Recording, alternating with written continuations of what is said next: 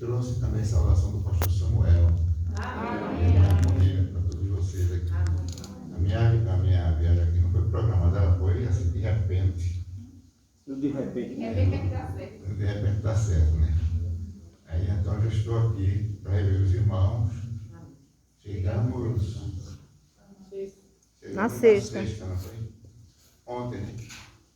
Sexta. Não, sexta-feira, eu estou perdido aqui. E estamos regressando hoje. Eu quero ler um texto que encontra-se no Evangelho de João. Evangelho de João, Na hora da Santa 3. Ceia. Era bom, a gente fica aqui e os irmãos se ensinam não veio não.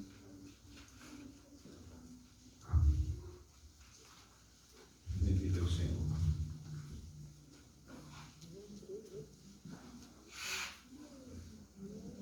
O Evangelho de João, capítulo 3, versículos 16. Vamos ler alguns versículos. É um texto. Às vezes eu digo que esse texto, esse versículo, ele é inexplicável. Porque quando lemos ele já traz a explicação completa, não se precisa fazer mais nada de tão nítido, de tão claro que ele é. O versículo 16 chama o textual da Bíblia, 13:16, que diz assim, olha, porque Deus amou tanto o mundo que deu seu Filho único, para que todo aquele que crer nele não pereça, mas tenha a vida eterna. Glória a Deus. Deus não enviou o Filho dele para condenar o mundo, mas para salvá-lo. Glória a Deus. Então, há dias que eu venho lendo esse texto, mas eu não trouxe aqui nenhum tema para os irmãos, para a igreja. Amém. Vou ser bem claro, eu não trouxe nenhum tema, eu não fiz nenhum estudo. Eles disseram que eu ia trazer uma palavra, eu quero dar essa palavra para a igreja. Amém. Mas a palavra que o Espírito Santo convier a ele. A palavra que ele quiser trazer para você é para mim também. Amém. Então, eu não anotei nada, não escrevi nada, até porque quem conhece a necessidade da igreja é o Espírito Santo, não sou eu. De repente eu trago um assunto porque me impressionou, eu gostei, achei bonito, mexeu comigo e quero trazer para a igreja e de repente não é aquilo que o Espírito Santo quer, nem aquilo que a igreja está precisando. Então Deus quer falar com você, não é aquilo que você quer, que eu quero, é aquilo que você precisa. Amém. Que a igreja está precisando. Então, como nós somos dele e ele é quem nos conduz, então se ele permitir que eu fale alguma coisa, então eu vou falando aquilo que ele me permitir.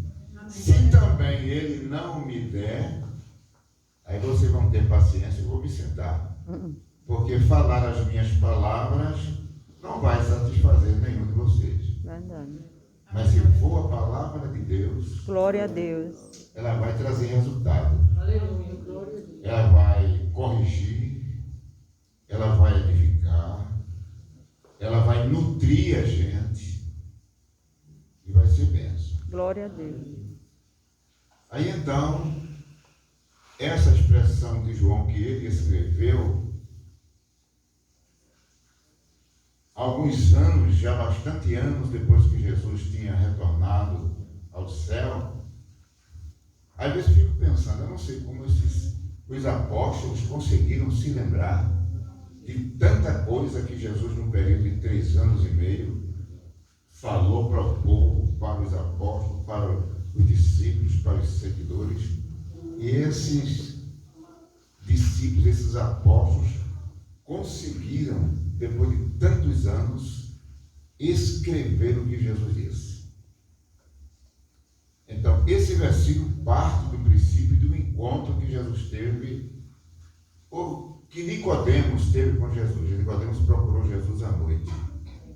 E Jesus teve uma conversa com Nicodemos. E depois de tantos anos, João registra exatamente aquilo que Jesus conversou com Nicodemos. Um discípulo distante, oculto, escondido. Mas depois eu fico também raciocinando, me lembrando também do que ele disse aos discípulos.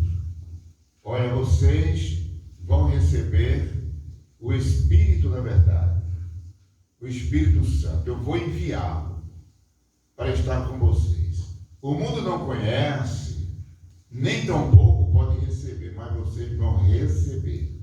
Ele vai estar com vocês. E ele vos fará lembrar todas as coisas que eu vos tenho falado. E então, quando chegou a época do Evangelho ser registrado em papel, em pergaminho ou qualquer coisa semelhante, o Espírito Santo foi tomando esses homens a cada momento e transcrevendo aquilo que Jesus havia ensinado, dito para eles. Então, tudo que foi produtivo que Jesus falou para eles, ele disse: o Espírito Santo vai lembrar vocês, e ele vos guiará em toda a verdade, ele vos ensinará. E então essa expressão, porque Deus amou tanto o mundo. Nós sabemos que Deus é amor, na verdade, a Bíblia diz que Deus é amor. Mas que mundo Deus amou? Deus amou tanto o mundo, mas que mundo foi que Deus amou? O mundo que Deus amou é o mundo que Ele criou. O mundo que veio existir através da palavra dele. Então, tudo que Ele criou, tudo que Deus criou no princípio, Ele fez uma avaliação e disse que era muito bom. E aqui João diz que ele amou estas coisas, este mundo, o mundo que ele criou, não o mundo, o sistema de hoje, o sistema político, o sistema de governo, o sistema religioso, o sistema monetário. Não é este mundo, mas o mundo que ele criou. Então Deus ama o que ele fez. E até hoje ele sustenta tudo pelo poder da sua palavra. Aquele matinho, aquela erva que não parece nada, que ele criou pelo poder da palavra. O animal que chamamos, que dissemos que ele é irracional. E por fim ele nos criou como a sua imagem e semelhança. É esse mundo que ele diz que ama, ele amou. Ele amou a nós de uma forma tal que essa versão diz, ele nos amou tanto,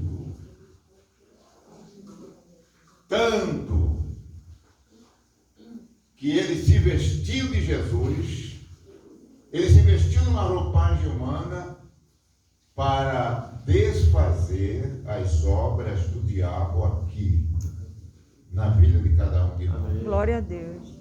E essa vinda de Jesus, este amor dele, que nós experimentamos, que você experimenta, tem coisa melhor do que você se sentir amado por Deus, cuidado por Ele? Não tem. Você viver isso não é uma fantasia. Você não deve enxergar isso como uma fantasia. Você deve enxergar isso como uma realidade na sua vida.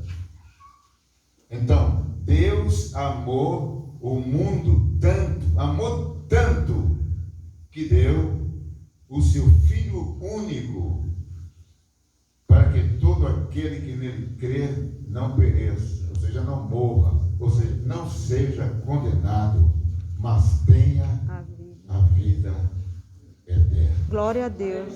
Glória a Deus. E essa vida eterna que ele veio trazer para nós, ele veio sabendo que nós somos pecadores terríveis, miseráveis, inimigos de Deus. E ele não veio condenar o mundo, mas ele veio para que o mundo fosse salvo por ele. Jesus não veio aqui apontar o pecado de ninguém. Jesus não veio aqui condenar ninguém por causa do pecado, porque ele já sabia que todos são pecadores. Então ele não veio apontar o teu pecado, nem o meu, nem de ninguém. Ele veio resolver o problema. Ele veio colocar o mundo no eixo outra vez, porque tinha saído do eixo. O mundo estava desgovernado. Ele tinha saído do plano original de Deus. Tinha saído. Então ele veio colocar o mundo no eixo outra vez. Esse homem, esse ser humano que Deus criou com tanto carinho, e lá no Éden, né? Ele colocou lá no Éden. E no Éden, ele colocou um jardim dentro do Éden. E nesse jardim, ele colocou o casal. E se você vai administrar isso aqui tudo é seu, você vai desfrutar e vai viver em comunhão comigo. E o homem passou um tempo bom no Éden, no paraíso, no jardim. E a Escritura Sagrada, a Bíblia Sagrada, ele é um livro que toda a sua estrutura, todos os seus ensinamentos, por mais que seja terreno, visível, material, ele tem, todos esses assuntos, ele tem uma lição espiritual. Tem uma lição espiritual. Aí então esse homem, esse casal, estava no Éden, na boa. E veio a serpente, e às vezes a gente imagina, né? Que a serpente veio ali se arrastando, e lá vai, e começou a conversar com Adão, aliás com Eva, procurando desconstruir o que Deus tinha construído e tinha dado para eles. Aí, às vezes a gente não imagina assim, a gente imagina tanto de um Éden terreno, com seu espaço geométrico, de um Éden geográfico, que a gente pensa somente naquele lado terreno. E até pessoas que ensinam estudo, né, de que o Éden é localizado lá na parte oriental, lá na área da Mesopotâmia, que hoje é o Iraque, é a Turquia, e dá os detalhes dos rios que saíam dele, e lá vai por aí. E tudo isso tem um significado espiritual. Aí então, você pergunta, e onde está o Éden? Será que o Éden desapareceu? Será que ainda existe Éden? Será que quando o casal pecou, que saiu do jardim, o Éden desapareceu, o jardim desapareceu? E às vezes a gente fica preocupado com essas coisas terrenas, mas quando isso tem uma lição espiritual para nós aprendermos, para nós vivermos. O que é jardim? O que era o jardim? Ainda que ele fosse realmente um espaço físico, o jardim era um lugar de inocência. O paraíso era um lugar de inocência. O paraíso era um lugar de pureza. Era um lugar de felicidade. Era um lugar que ligava céu e terra. Era um lugar onde Deus sempre estava. Então, o paraíso pode ser para nós, podia ser para Adão, um estado de espírito e não somente um estado geográfico, um pedaço de terra. É um estado de espírito. Deus veio trazer para nós o que Adão e Eva perderam. Eles negligenciaram e perderam. Então Jesus veio para desfazer esta obra que o diabo tinha construído. E com a nossa fé nele, na obra dele, esse jardim pode ser trazido para nós novamente. Glória a Deus. Esse jardim pode estar presente porque isso é um estado de espírito. Você já percebeu quando você está feliz, você está alegre, quando você começa a conversar, a falar, a ler a palavra, a orar, a ter mais interesse pelas coisas espirituais, como você se sente por dentro? Quando Paulo disse, olha, quando vocês se reunirem, vocês têm salmos, vocês têm cânticos, têm hinos e cânticos espirituais, vocês têm línguas, interpretações, você tem a profecia, vocês têm o ensino, e muitas vezes nós nos reunimos. Hoje eu estava falando isso com o Mateus e a esposa dele. A gente passou um tempo conversando sobre isso, a gente conversando a Bíblia. Mas às vezes a gente se reúne com amigos, com irmãos, com colegas, com crentes, e sai muitos assuntos, mas só não sai esse assunto aqui, que está aqui. Você fala tudo, você conversa tudo, você extrai muita coisa de outras coisas. Às vezes fala até de alguém que não devia falar. Fala do governo, a gente fala do governo. Não é verdade? A gente fala da caristia, a gente fala da Covid. A gente dá até uma de doutor, não é verdade? E que se fizesse assim seria melhor e resolvia. A gente critica. A gente abre a boca e não põe guarda na boca. E então, mas só não fala as coisas de Deus. Mas quando você experimenta isso, quando você estiver junto com um irmão, com uma irmã, com um grupo, começa a falar das coisas de Deus. Começa a falar o que Jesus falou, o que os apóstolos falaram, o que os discípulos falaram, o que o Espírito Santo falou. Não faça outra coisa, somente repetir, mas ele aqui, ele disse isso. Aí outro diz, mas rapaz, eu li aquele salmo, mas aquele salmo me impressiona. Aquelas palavras de Jesus, aquilo que o Espírito Santo fez na casa de Cornélio, ninguém esperava. Ninguém estava gritando para o Espírito Santo, vem, batiza Jesus, vem cá, fala a língua, irmão. Não presta nada disso. Paulo estava pregando, ensinando a palavra, quando de repente o Cornélio, a família, os amigos, os parentes foram revestidos do poder de Deus e começaram a falar e a profetizar. Glória a Deus. Tantas coisas boas da Bíblia, na verdade, para a gente falar. Quando vocês se reúnem, vocês têm isso para conversar, para falar. É verdade. Ele se transforma-se praticamente num louvor e adoração ao Espírito Santo. Amém. Mas se entra outra conversa que não edifica, aí nós vamos entristecer o Espírito Santo. E a palavra é: não entristeçais o Espírito Santo, para o qual fosse selado para o dia da redenção. Amados, o dia da redenção está se aproximando. Amém. Glória a Deus. Você está ouvindo? Porque a redenção do nosso espírito já aconteceu no dia que aceitamos a fé. Isso já aconteceu no dia que você creu. Mas está faltando a redenção do corpo. E é isso que vai acontecer. É isso que a igreja está esperando. É isso que você precisa estar atento. É isso que você precisa levantar a cabeça e dizer: Maranata, ora vem, Senhor Jesus. O Espírito e a noiva dizem: vem. E quem quiser, venha. Quem quiser, venha. Ele vem, amado. Olha, se fala muitas coisas hoje na igreja, nos cultos, nas festividades, se prega muito e às vezes é muita teologia. Me desculpe falar isso aqui na igreja, mas é muita sabedoria, é muito conhecimento humano. Você está entendendo? A igreja quer pregar o evangelho baseado em sabedoria humana.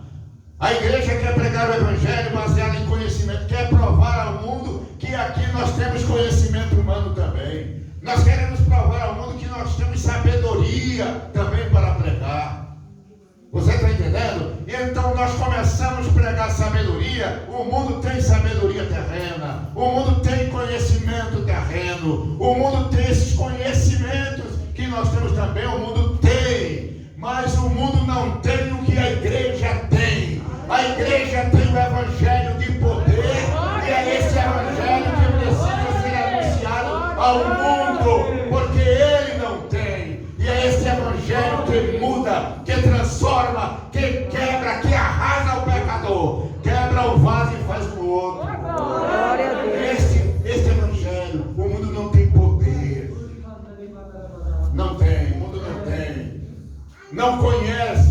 O poder terreno, a sabedoria humana, Paulo diz que é diabólica. Mas a que vem do céu é sublime. É do alto, é de Deus. E essa sabedoria é para nos envolver. E o princípio da sabedoria está lá em Salomão, em Provérbios. É temer o Senhor. É temer. É temer. Aí então, hoje, eu ouvi um pastor ensinando, falando, e eu, quando eu vi isso, eu fiquei impressionado. Depois, é verdade. Ele disse que a igreja hoje, os cristãos hoje, há dois tipos de cristãos, ele disse. E eu entendi e aceitei isso depois. Dois tipos de cristãos. Há os cristãos constantinianos. Os cristãos que nasceram do século 300, 400, quando Constantino unificou a igreja e oficializou a igreja, e ele era quem mandava com o grupo, com o clérigo. Foi formado esses cristãos por lei, por eles, pela elite, e havia o domínio. Então a maioria hoje dos cristãos, porque tem muitos cristãos hoje, mas diz que a maioria são cristãos originários de Constantino. São os constantinianos. E há os cristãos que são originados de Cristo. Então os cristãos originados de Cristo são poucos ainda. Mas os originados de Constantino, ou os constantinianos, são muitos. Porque não é o evangelho original. Não é o evangelho puro, é o evangelho misturado, que sempre o inimigo procurou misturar o evangelho. Olha, amado, naquela parábola de Jesus, da parábola do trigo, do joio, do pão com fermento, olha, a igreja, ela vai caminhar sempre, ela caminhou sempre e vai continuar caminhando. Eu não estou dizendo igreja aqui, estou dizendo igreja de modo geral. A igreja, ela vai ter sempre misturado com ela, a igreja é o trigo, mas não vai faltar joio no meio do trigo. Você está entendendo? O trigo, o joio sempre estará no meio do trigo. O trigo são os filhos de Deus, e o joio são os filhos do diabo. E isso nunca vai faltar e vai existir sempre dentro da igreja.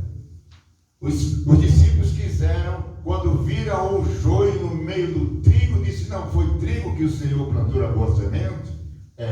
Mas tem joio, é o inimigo que fez isso. Satanás.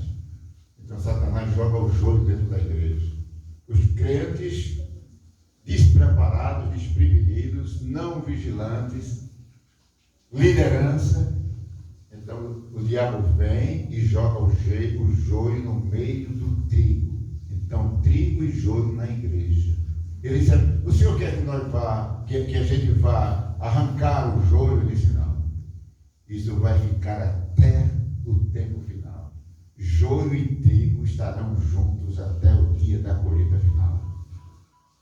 Então a igreja precisa ter muito cuidado, muita cautela, porque não vai faltar joio, não vai faltar fermento no pão.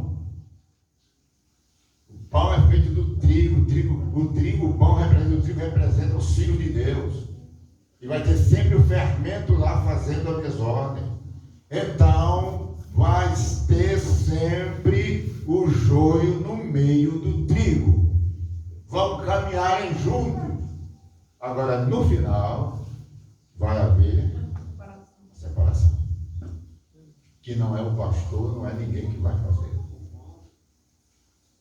Quando a trombeta tocar para a igreja, Amém. tocar. Duas trombetas vão de tocar. Uma trombeta quem toca é o anjo.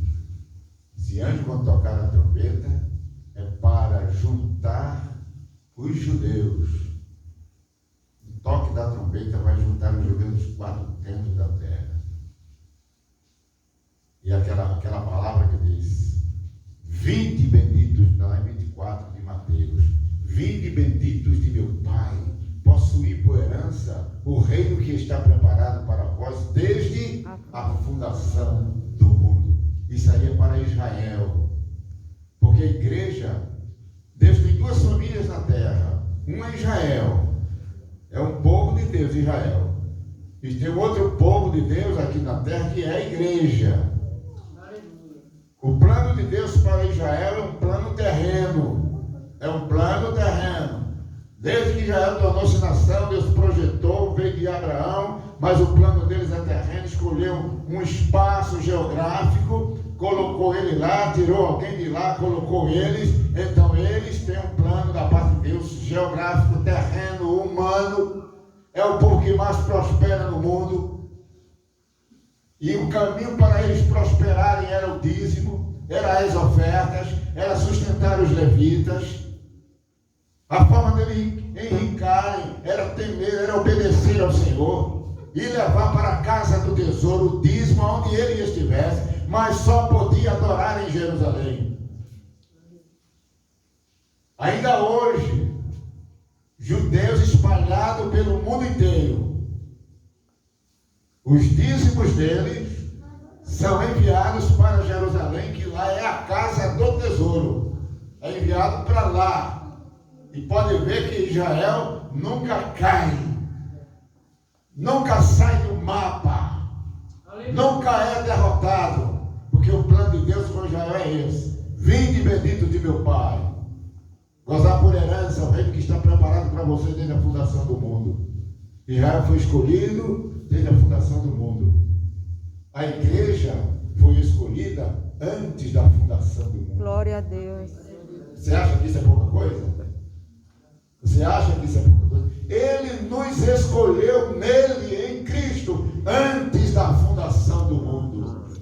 Aleluia. O plano de Deus para a igreja não é terreno. O plano de Deus para a igreja é espiritual, é celestial. Aleluia. Israel é da terra, mas a igreja é do céu. Glória a Deus.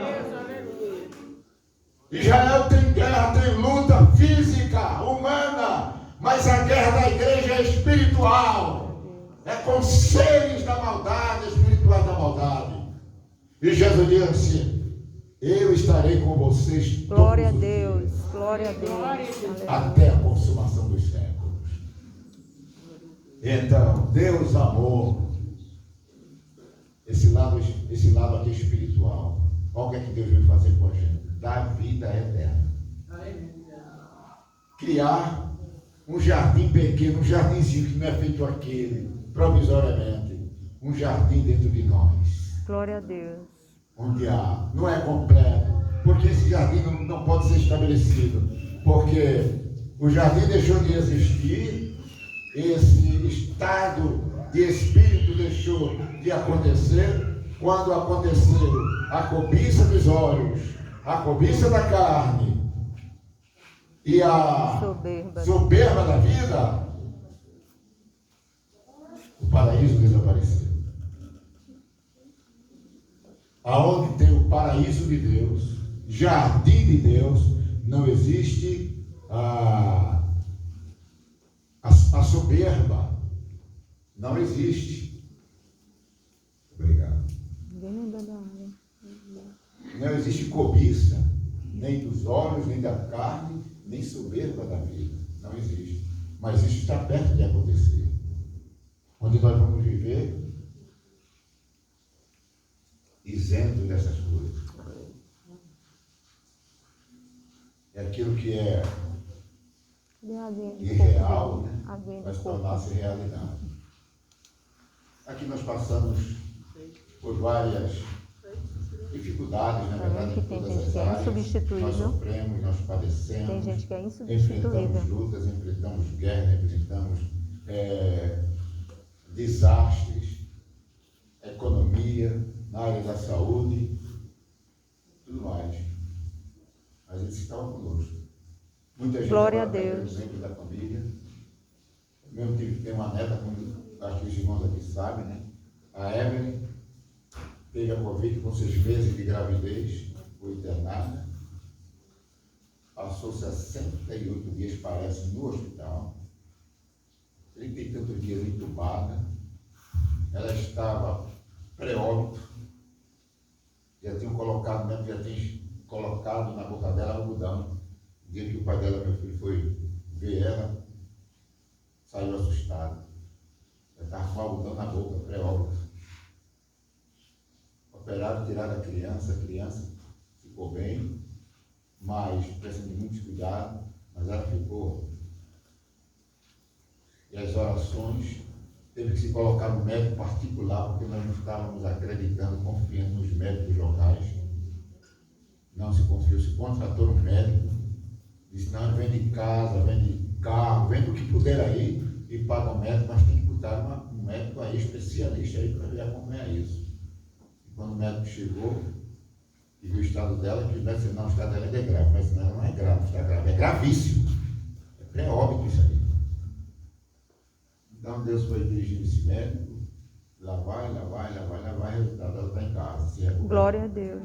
Glória a Deus. Já tem um irmão que tem uma filha na mesma idade, com 6 meses de gestação, ela foi internada, tiraram a criança está viva, mas a minha sobrinha morreu. A mãe dela, minha irmã, que estava internada, com Covid, aí disseram que ia entubar ela. Ela, quando viu isso, teve medo. E ela já viu alguns fatos desses, ela fugiu do hospital.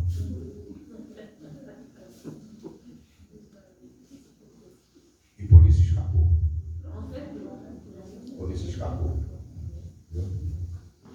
Aí então, nós passamos por isso. Ela saiu de lá preta, cadavérica, aí nem parecia ser aquela era. Aí há pouco tempo ela foi para uma médica, ela está sendo acompanhada, está bem, foi para uma médica, aí conversando com a médica, fazendo a consulta, aquela história toda, dando acompanhamento, a médica viu um corte aqui, cortaram ela aqui para tocar aquela mangueira. Aí a médica perguntou, o que foi isso, Evelyn? Aí ela começou a dizer o que foi, né? Todo o processo dela. Aí a médica disse, e você está contando, Vitória, você está aqui, aconteceu isso com você? Ela disse, foi. 68 dias, mais ou menos. Morri, não vi nada, não. Ela disse, menina, aconteceu isso com você, você está aqui. Ela disse, é. Aí ela brincou com a doutora e disse assim, é porque eu tenho um avô que é imortal. Isso assim, uma história assim, eu tenho um avô imortal. Disse assim, como é, velho?